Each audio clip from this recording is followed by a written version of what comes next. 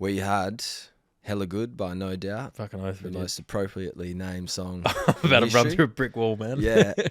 Such a banger. And then we had Harvest Moon by Neil Young, a classic from the Billabong Roadhouse. I felt like I was at the Billabong Roadhouse with Gavin Darcy just then. I reckon you'd be looking a bit worse if you were there with Gavin Darcy, let me tell you. That would have been in some good areas. Man, I tried to do some research on No Doubt, and then the only thing that came up was are No Doubt invited to Gwen Stefani's wedding.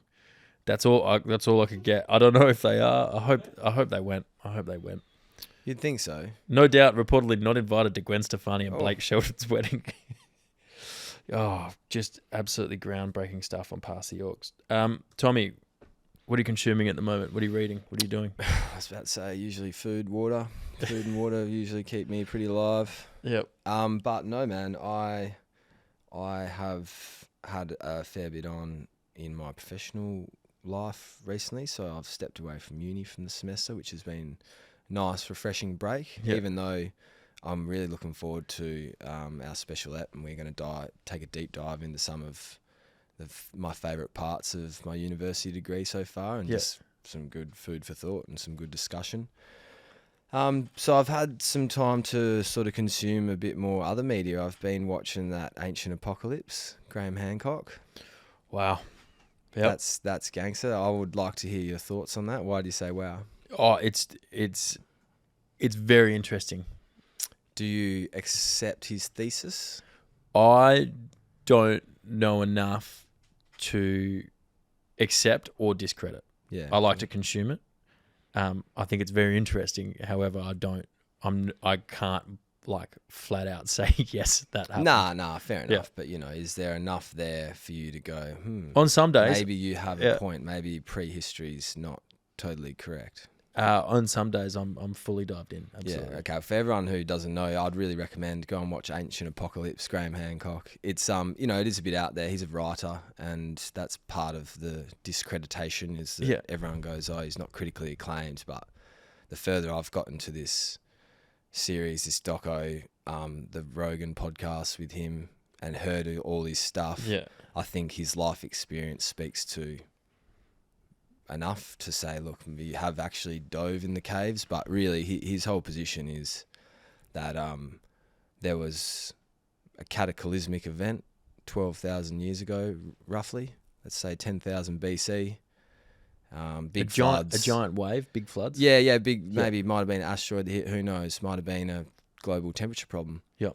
Swung into big floods, ice age, pretty much wiped everyone out, and civilization has regrown, thinking that it is the most advanced civilization and that we are the most electromagnetically advanced.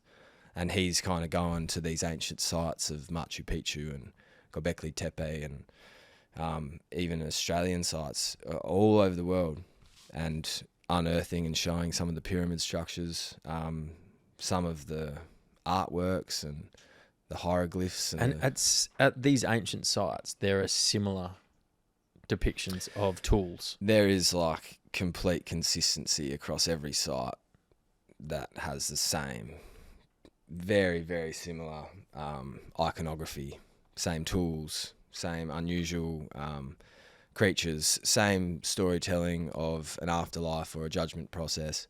There's all these really interesting similarities that all these giant pyramid sites have that are all around what might, in a climate that might have existed 12,000 years ago, where sea levels are 100 meters shorter than what they are now.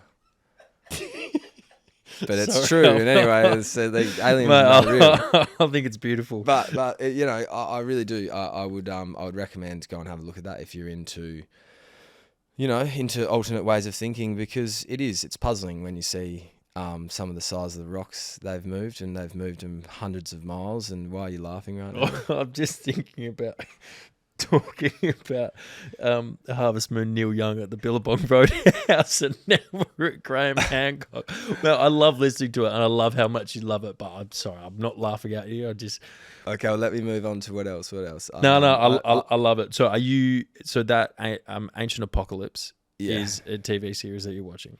Oh yeah, look, I honestly fall asleep to it. I actually think that I already know it all. I've watched a lot of his content. Yeah. I've read a lot about ancient civilizations. As you know, I'm interested in the Vedas and some of the more fundamental Hindu scriptures. Yeah.